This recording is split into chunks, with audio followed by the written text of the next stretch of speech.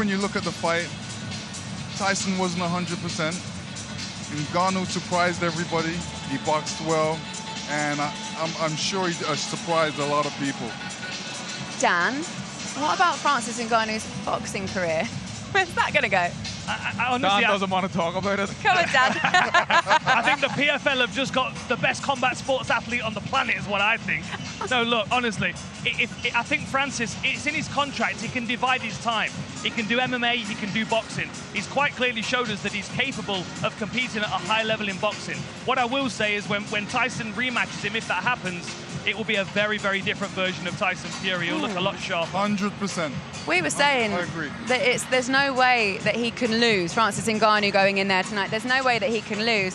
I just don't think anyone thought, because I feel like he's walked away from that, even though he's lost on split decision, there's a win in there. Do you know what I mean? In that performance. We were talking about it beforehand. If he gets to the second half of the fight, that's already a win. After the knockdown, if Tyson Fury had have got up and knocked Francis Ngannou out in round 6, that was a win for Francis Ngannou, because no one expected that. So, I mean, he's got to be so proud of his performance.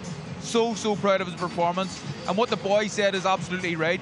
If there is a rematch, we see a much better Tyson Fury. But we also see a better Francis Ngannou, because he's only had one fight. He'll have another training camp behind him. He'll be going into his second fight. I mean, it's absolutely incredible what I just witnessed tonight. Lennox, how will Tyson Fury process that?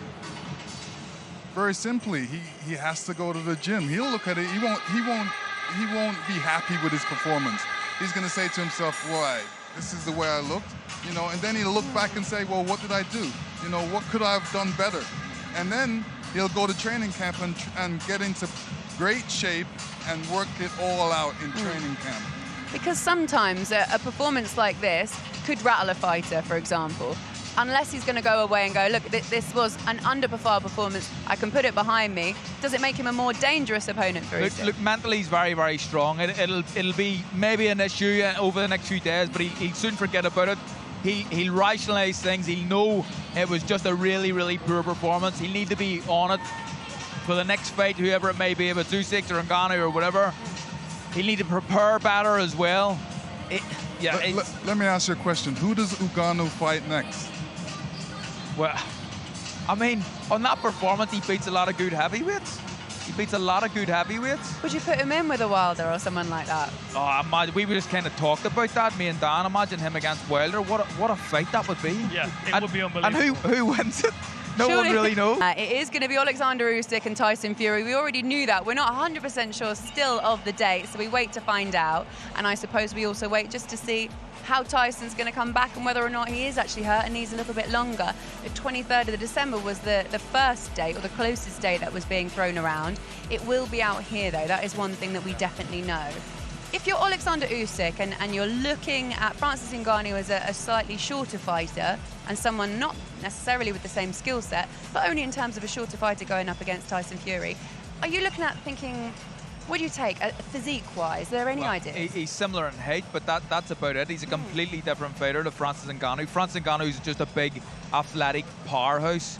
If Usyk is going to beat Tyson Fury, he does it a different way, and he does it by outboxing him and moving and evading shots and sliding and slipping. And I don't know if he can take anything from that, but I imagine he does get a bit of confidence from that very under-par performance from Fury. There must be something, because at the beginning of the night, you guys said Usyk is basically coming to watch a spectacle that is MMA versus boxing, and he's not going to take anything at all. Surely, Dan, he's going to look at that, and if Josh asked it, a little bit more confident, no? Yeah, perhaps, but then on the flip side, what we might be seeing is Tyson Fury getting a little bit of a wake-up call. Like, yeah, absolutely, it can underestimate Francis Ngannou. He's not going to underestimate Usyk. There's no doubt that he's going to be supremely prepared for that. And with that little wake-up call that he may have had tonight, that he just scraped through by the skin of his teeth, I think he's going to put in a hell of a training camp for that fight, and we're going to see a whole new level of Tyson Fury. You're 100% on that. Yeah, no, you know, he can never have two bad performances, and he's going to really work for this last fight of his, this undisputed fight. It's a special fight for him, so I don't see him coming in to the next fight out of shape. He's going to be ready. They're obviously both going to be incredibly ready for each other. Who wins for you, Lennox? Tyson Fury, he's just the bigger guy, longer guy, but anything can happen. Usyk is a guy, he's an undisputed champion. Losing is not in his head.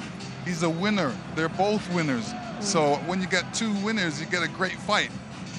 Okay, well guys, you have been brilliant. Thank you so much. What a show. Whatever you thought of the result, I tell you what, I don't think anybody expected what they saw tonight. And one thing that we can look forward to is our first undisputed world heavyweight title fight for 24 years. It is very, very soon. It is on the horizon. Tyson Fury against Alexander Usyk. Thank you so much for watching. We'll see you soon. Tyson Fury is going to go and have a little think about the game plan against Alexander Usyk. And for Francis Ngannou, wow, he came, he saw, he nearly conquered, but not quite.